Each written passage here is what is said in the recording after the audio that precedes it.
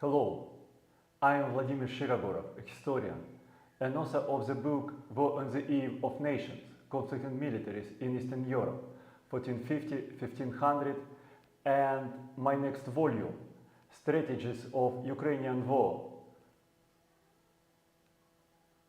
is in print now. I am also an author of multiple essays in English and Russian, published in Germany, Italy, the United States, Russia, and other countries. The current webinar is a part of my course, Competitive Strategy, with experience of the military history. I will start to teach it in 2–3 weeks. Please follow my Telegram and YouTube channels. The current webinar is devoted to the Crimean War, the large international military events, the large and fierce confrontation in 1453–1456. The Crimean War is very important for our current understanding of our time in two different perspectives.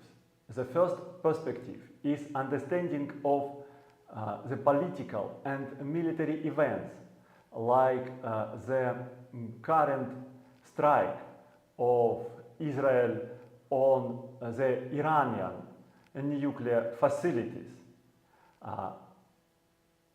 Studying the Crimean War, we could understand why the strike was committed to the nuclear facilities and not to the military installations of the Iranian regime or its oil pumping and oil refinery economic base. Why the technology was targeted today. And the second perspective of studying the Crimean War, very important perspective, is the current strategy of economic units and political parties. It's important for businessmen and politicians because it teaches to understand and use what is technological and industrial edge for competitive struggle. Now I discuss these two perspectives in detail. Subtitle of the current webinar is the military industrial edge as a strategy against empires. I start with the difference of strategies in the wars of the 20th and the 21st century. All different huge international conflicts in this period of time had different strategic pivot or strategic axis. If in the First World War the military forces, the armies and navies of the enemies were targeted, were attacked, in the Second World War the focus of the enemy assault was directed on the political regime, on the political structure, political cohesion of the enemy, and in the group of conflicts that are enveloping before our eyes today. The identity of the enemy is the principal target of the strike. What is the identity? What is this target? Identity of the enemy is cohesion of the principal social group, political elite, army, and leadership of the enemy state around the common values of the national existence. This cohesion is the principal might of the states. Not industrial might, not military might, not some abstract ideology, but this cohesion of identity is very important for ability to withstand the strike of the enemy and win in the confrontation. It seems that if transfer of the main point of the military activity from military forces of the enemy to its political structure is linked to development of industry, to the appearance of new means of armed struggle, such as tank forces, aviation, missiles, automatic weapons, and so on. And the move from targeting the enemy's political structure and its forces to targeting its identity, it seems it's linked to appearance of the new means of informational struggle. First of all, the social networks, social media that dominate in the distribution of information today. However, all of these strategies were first implemented, used in the Crimean War, and used not in chaotic way, but used in their logical continuity for achieving the objectives of the conflict, used to achieve the objectives of strategy. It is the reason why the Crimean War is especially interesting as a phenomenon of the international military conflict. The Crimean War became a seminal event from which different strategies of armed struggle, of military conflict, came to the wars of the 20th and 21st century. The Crimean War closed very long and exclusively long peaceful period in European history that started following collapse of great French conqueror emperor Napoleon Bonaparte. Following his collapse in 1815, there were 4 decades of peaceful existence in Europe, of peace between the European great powers, and only some local social rioting and colonial warfare disturbed the peaceful existence of Europe. Following the Crimean War, the avalanche of military conflicts drove to the catastrophic First World War. And in the First World War, 4 of 4 European empires collapsed. They were the Austrian-Hungarian Empire, German Empire, Ottoman Empire, and Russian Empire. All of them collapsed. And their collapse had the same features, the same picture. And this picture is really very manifesting and significant. The collapse of all 4 empires started from their military defeat in the struggle with the enemy, superior in industrial might and military and economic resources. Then the military defeat caused collapse of their political regime. And collapse of the political regime provoked upheaval of the peripheral, national and social groups that charged to create their own statehood. The similar picture of collapse of all 4 empires in the First World War tells that it was not accidental coincidence of the military and political events. It was a strategy applied, used by the enemies of the collapsed empires. First international military event in which this kind of strategy was applied was the Crimean War of 1853-1856. And the picture of collapse of these four empires in the First World War, during the First World War, in the result of the First World War, is similar and has very interesting and manifesting comparison. All the empires that collapsed looked not as a cohesive monolith body, but like onions, bulbs, consisting of scales that stick to each other around some core of empire.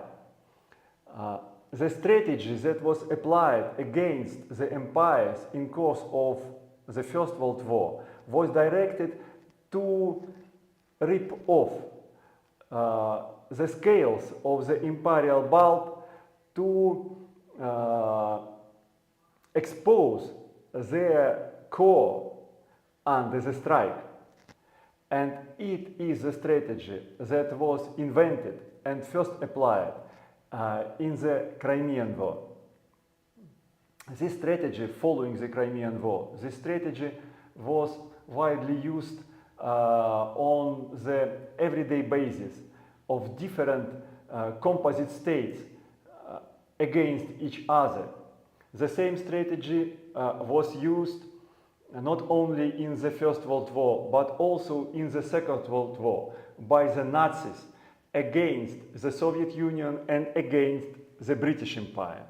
And the same strategy was used by the West, led by the United States of America, against the Soviet Union in the Cold War. At the same time, in the Cold War, the Soviet Union used it against the colonial empires of the West, colonial empires of the European metropoles. And now the same strategy is used against the composite nations such as Russia, China, India, the United States of America, the European Union, and increasingly following the migration against the West European nation states. This strategy must be generalized as strategy and must be learned to understand the political reality, and at the same time it may be projected on the competitive struggle in the economy and party politics, and understanding of this strategy gives an opportunity to survive and win in this struggle. The case of the Crimean War is an example of my course, Competitive Strategy, Lessons of War, that I will start to teach in a few weeks. This course not only provides the theoretical understanding of strategy as a kind of thinking and a kind of action, it also instructs in strategic analysis, understanding of strategic factors, vision of the strategic scene, and catching the strategies of its actors.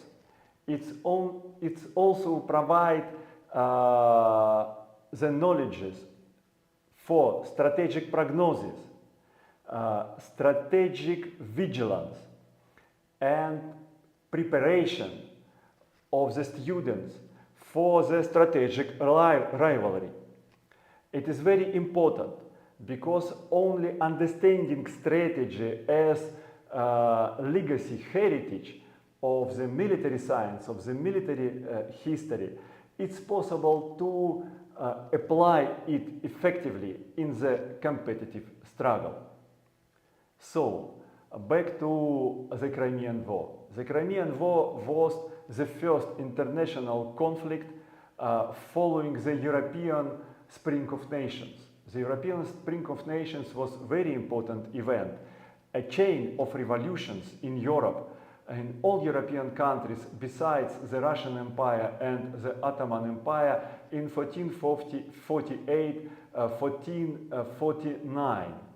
It is very important because it crushed the existing European regimes linked to the feudal past and established the first frames of the national states. The nation states are the creators of nationalism. That was a first fuel of the revolutionary wave in Europe, and nationalism started to play the leading part in the script of European future from the Spring of Nations, and nation states that emerged from the Spring of Nations became the main political structure of modernity, of the current time. It is a structure by which the humankind is organized now. The second important production of the Spring of Nations is populism. Populism as ability of the politicians to address the masses of population with different exciting theories like terrorism, communism, socialism, and so on. Since the European Spring of Nations, the combination of nationalism and populism determined the European and global history. Another interesting phenomenon of the Crimean War is its position as the first international conflict, first large international military conflict of the industrial epoch. It was the first period of time, the first war, when the acting armies and navies looked like projections of industrial technological capacity. Since the Crimean War, the industrial might, the technological might of the states determined their strategy, not only for large or great, but also for smaller nations. Together, nationalism and industrialization created the so-named Second Military Revolution. Second, because it followed the first gunpowder military revolution of the early modern period. It changed the modes of war, the nature of war, the techniques of fighting. All main components of warfare as a kind of social activity were drastically changed. Industrialization and nationalism are the stage of the civilizational development of the humankind. At the same time, in the Crimean War, they became the tools of strategy. And it is very important that it was the first time when industrial mind and nationalistic spirit were used to achieve the military objectives. Now you have on your screen a map of Europe, including adjacent regions such as North Africa and Ottoman Empire, and with the red line on this map is delineated very important region that lacked the attention of the analysts and historians, despite the fact that they had to pay it. It's the region of the Grand East European geopolitical Ukraine, or frontier, the region from Ural-Caspian Gates near the Caspian Sea to the Trojan Wall at the mouth of the river Danube. From the south, this region is limited by the northern shores of the Black Sea, Azov Sea, Caspian Sea, and Caucasus mountain range.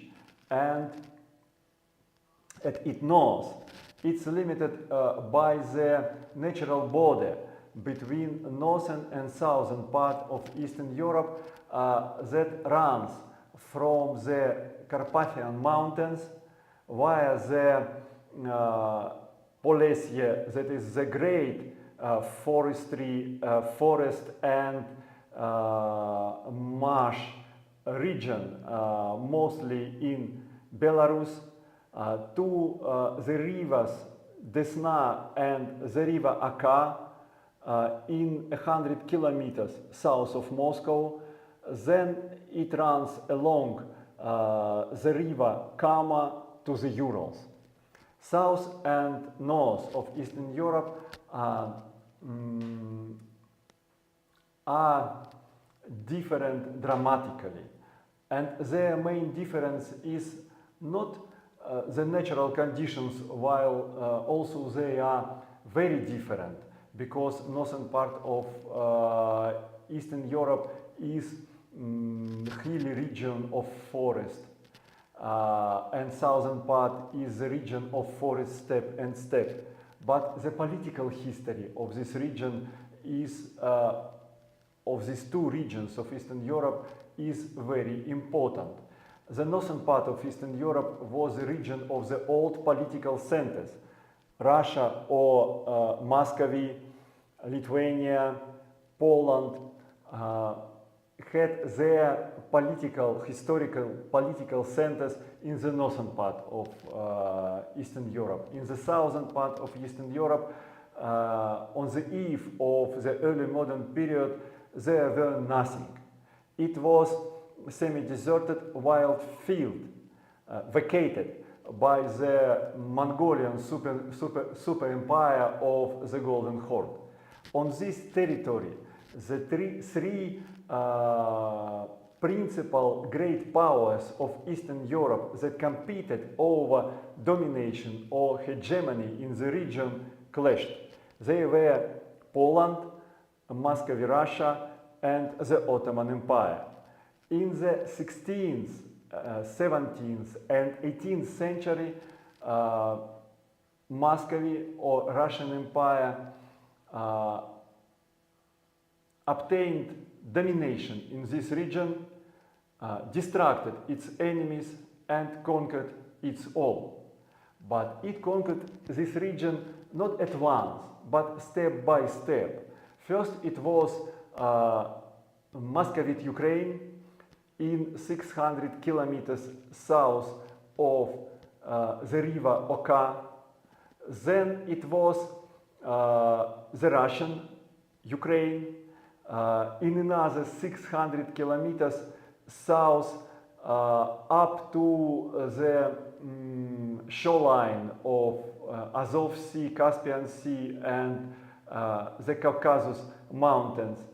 And in the second half of the 17th century, the territory of the Cossack Hetmanate, eastern part of the former Polish Ukraine, was annexed to the Russian Empire following the revolt of the Ukrainian Cossacks and their drive to unite with Muscovy. In the 18th century, Muscovy moved to the south out of the borders of the Cossack Hetmanate and conquered the Ottoman Black Sea coast, Black Sea steppes. The so famous centers as Odessa, Kherson, Nikolaev are located on this territory that Russia annexed from the Ottoman Empire. At the same time, Russia destroyed the Crimean Khanate and annexed its territory. At the end of the 18th century, in the Russian Empire, the decisive, profound administrative reform was accomplished. It introduced uniform arrangement, administrative, military, social arrangement over all empire, including its older northern territories and the new southern territories. But despite this reform, the Russian Empire remained similar to the imperial bulb, in which different scales, different territories that were absorbed by the Russian Empire slice after slice, they preserved their difference and their selfish thinking. And this structure of the Russian Empire as the imperial bulb is very important for understanding of the onion strategy against empires that was invented during the Crimean War. The Ottoman Empire that expanded in the 14th to 16th century was the similar onion-style body, but more soft, less integrated, less its scales of its imperial bulb were less adhesive. The reason for it was that during their conquest, the Turk Muslims did not integrate different peoples that they united in the empire into the one integrated body. They remained a minority even in the imperial core of the Ottoman Empire, which was Western Anatolia, Abyssinia and Thrace. It is the regions around the city of Istanbul now. And in these territories, the Christian minorities were majority. Christian minorities, as we name them, I don't know for what reason, because they were the majority in some, in the Ottoman Empire. First of all, they were the Greeks and the Armenians. And when Russia found this specific of the Ottoman Empire, revealed this nature of the Ottoman Empire as a composite onion-style state, it started to apply this understanding for developing the onion strategy against it. Until the end of the 18th century, Russia struggled with the Ottoman Empire head-on, wresting from it the southern half of Eastern Europe. Following the Napoleonic Wars, Russia started to apply the onion strategy, developing self-consciousness, ethnic consciousness, military forces, separate administrative arrangement, and rush for independent statehood of different peoples, of different scales of the Ottoman imperial bulb. First, it was the turn of the Serbs that came in contact with the Russian military forces and government during the Russian-Ottoman War in the 1810s. Then it was the turn of the Greeks, who started their war of independence in the 1820s.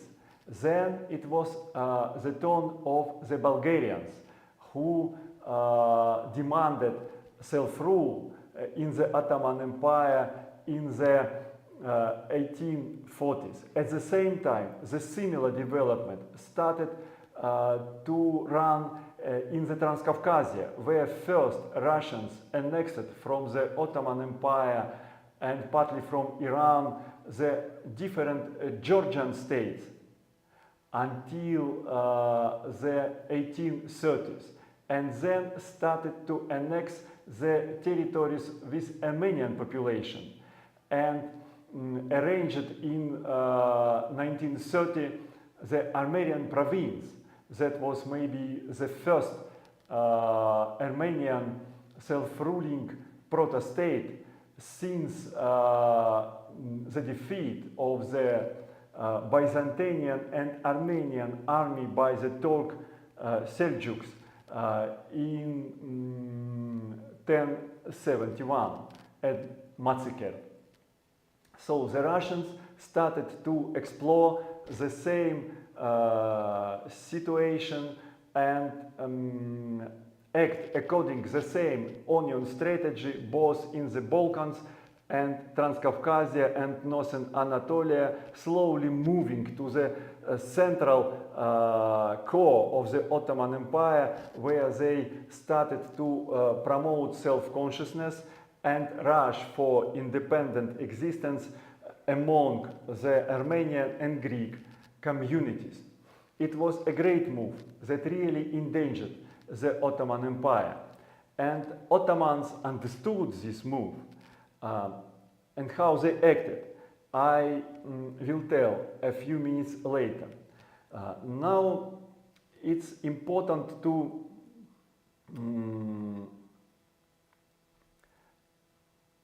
understand how the onion strategy against the Ottoman Empire interacted with the conservative approach of Russia to the European affairs after the Napoleonic Wars. Russia was one of the founders of the so-named European Concert or Vienna system of the states, when the Holy Alliance of Prussia, Russia and Austrian Empire worked together with two other great powers of Europe, France and Britain, to preserve the current boundaries and political regimes in Europe, if need by military means. This system was a foundation of the European peace, and Russia was committed to it. At the same time, Russia developed the onion strategy against the Ottoman Empire, feeding the nationalistic ambitions of its different social and political groups. Then, in the plan of Russia was to bring two situations together and present the Ottoman Empire in its heaviest crisis, ready to fall out, to be distributed between the European great powers. It is the Russian strategy behind the so-named Eastern Question, and it was the Russian strategy behind a proverbial definition of the Ottoman Empire as the weak man of Europe that Russian Tsar Nicholas I advanced. What happened in the Ottoman Empire in this period? In the Ottoman Empire, despite almost 200 years of uninterrupted defeats and civil war between different social classes of the Ottoman society, first of all between the basic Turkish Muslim class of the commoners and upper class of the Ottomans, despite the military defeats and the civil war, the Ottoman Empire did not came to any unity, to any integration. Vice versa. From the beginning of the 19th century, a new line of disintegration appeared in the Ottoman Empire. It was division between the Turkic officialdom and military class that was recruited among the Muslim Turks and non-Ottoman, non-Muslim, non-Turkic, mainly Christian and Jewish commercial class.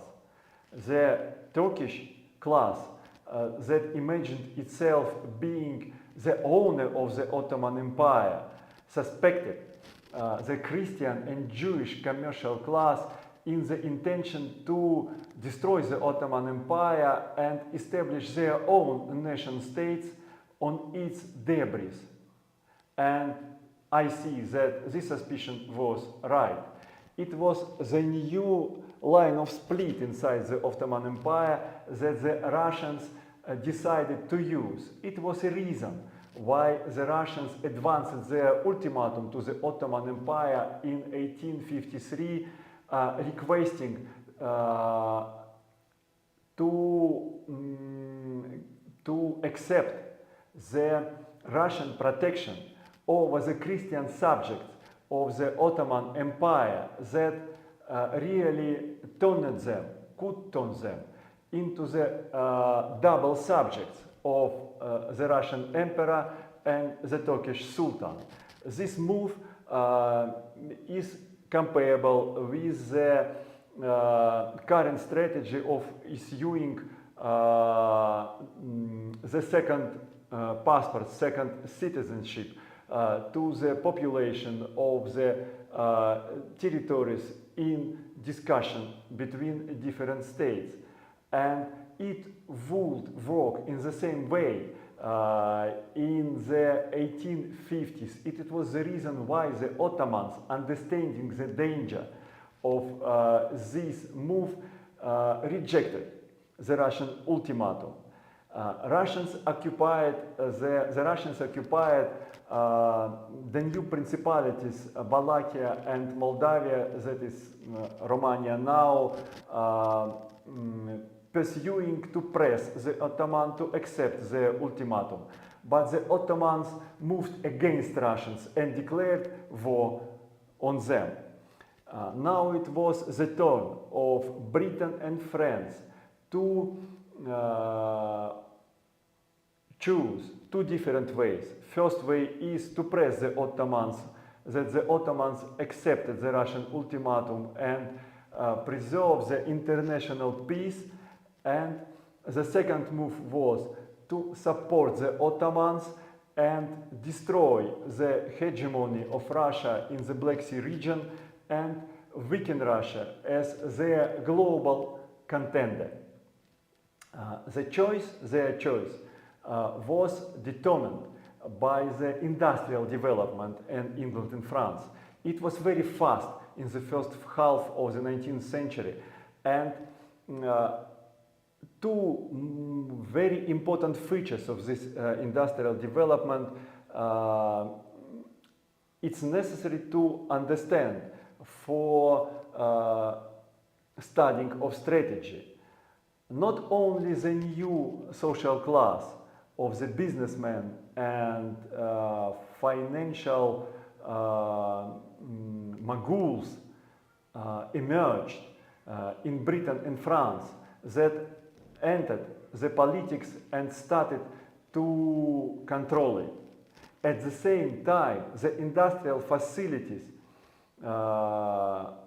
in which they received their wealth produced the advanced means of army struggle, advanced weapons. Between the advanced weapons that appeared in the booming industrialization of England and France were the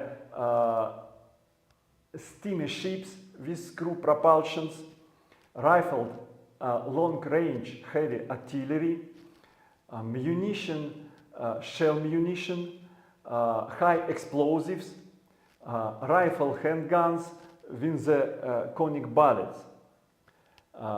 Britain and France were leading in this development and were ahead in this development for maybe a decade or a decade and a half ahead of Russia, ahead of Austria, Prussia and other great European states.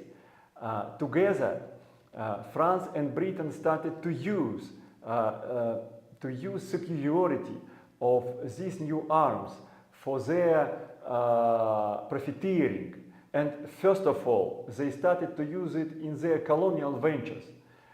Algeria in conquering France in conquering Algeria, Britain in conquering India, and together in marauding China. At the same time, they understood that they have this superiority not only for colonial warfare, but also for European situation, and they could use it to change the political domination of the Holy Alliance of Russia, Prussia and Austria in Europe, change to their English and French dominance. Increasingly, while remaining competitors, Britain and France started to cooperate to achieve their common goals against the Holy Alliance, and first of all against Russia, because Russia became their global contender in Eurasia, in the wide strip of Eurasia, from the Balkans through Iran, Ottoman Empire, Central Asia, to the South Asia of Far East. It was the giant region of competition, and France and Britain understood that they could win this competition only weakening or destroying the core of Russian power, which was the European part of Russian Empire, its metropolitan political structure and military potential. So they preferred to use the Black Sea crisis to challenge the core potential of Russian Empire, its political structures. And there were two parties in British and French elites. The French elite, which was represented by Louis Napoleon, who declared himself Emperor Napoleon III in 1452, and his closest accomplice, Duke de Persigny, they strove to root the foundation of their Bonapartist regime using the victory over Russia in the oncoming war. In Britain, there was a party of Prime Minister Aberdeen, who tried to preserve the European concept and balance in Europe, and party of Home Secretary and former Foreign Secretary Lord Palmerston, who preferred direct attack on Russia to destroy the Russian political stability and military potential. Among the accomplices of Palmerston, there were a lot of outstanding military figures. In 1853, Palmerston created a parallel government in Britain that was named a Committee for National Defense. And he enlisted in this Committee of National Defense the First Lord of Admiralty, Graham, Secretary at War, Herbert, and most important figures of the British military establishment, Commander-in-Chief of Army, Chief of Ordnance, and Chief of Fortification. They were the people responsible for development and application of the advanced technical means of military struggle. So Palmerston caught a course of the development of the key military competence that could be used against Russia. Between these persons, Herbert was maybe the most interesting figure, because Herbert was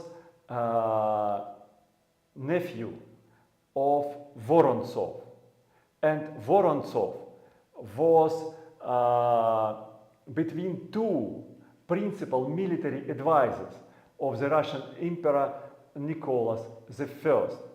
So they used partly same or similar source of information for their strategical conclusions. And Herbert made very important dynamic strategical conclusion about balance of power between Britain and France on one side and Russia on another side. And he analyzed the industrial capacity and fighting potential of the Russian Empire and Britain and France. And he found that the Russian military, as it was not critically weak or critically outdated. The main Russian weaponry was only 5-7 years older than the main weaponry of the British and French military. The Russian backwardness was narrowed in the very small circle of military technologies. They were screw-propelled steamers, rifled long-range artillery, rifled handguns, visconic bullets, high explosive and shell munition. How this superiority in this narrow field would influence the large conflict was unclear, because it was a new weapon, never used in the really large military conflict. However, for Herbert, who was secretary at war, it was clear that this kind of weapons, this kind of narrow technical superiority provides the military domination in the small areas of amphibious struggle, in the littorals, where the steamers with their all-weather mobility and ability to move, to be agile, the on-board long-range artillery, heavy artillery, shell munition and high explosive gives the decisive superiority over the enemy, and where the landing infantry equipped with the rifled handguns would be superior over the enemy infantry, over the Russian infantry equipped with the smoothbore handguns. Only in these small areas of amphibious warfare, only in littorals, the French and British militaries commanded undisputable superiority over the Russians. But there were another dynamics. The problem was that Russian army would spend a large amount of arms and munition in the large military confrontation. But Russia had weak industry that did not cope to replace it with modern equipment. And Russia would start to equip its arms, to supply its troops from the stock. And this was the stock technically on the level of the period of Napoleonic wars or earlier period. It means that the technical superiority of the British and French armies that relied on much more developed industry than Russia had would increase, and Russian ability to resist the assault of France and Britain would decrease. And Herbert proposed Palmerston to build the strategy against Russia on this ability. It means that the Russian industrial and urban centers in the littorals must be attacked, administrative centers must be attacked. However, Palmerston had developed an idea how to convert the fighting superiority in the strips along the sea littorals into the strategic superiority in war. First of all, the Allies, Britain and France, during the Black Sea crisis, chose the objectives for their attacks. It was not only Sebastopol in Crimea that was a central point for control over the Black Sea and its littoral region, but also other Russian administrative and military centers along Black Sea coast. And among them there were the famous today cities such as Odessa, Nikolaev, Kherson, Azov and Rostov. Besides choosing these littoral centers of the Russian power for their attack, Palmerston generated the idea to use penetration inside the Russian mainland along the main avenue rivers of south of Eastern Europe, such as the Dnieper, the Southern Bug and the Don, to provoke upheaval of the different social and national groups that populated this territory against the central structures of Russian Empire and destroy the Russian Empire as an onion in the same way like Russia intended to destroy the Ottoman Empire. This reverse was the great revelation of Palmerston, and it was the great revelation first of all due to the fact that he used as a leverage to provoke fallout of the scales of the Russian imperial bulk by the industrial military superiority of the British and French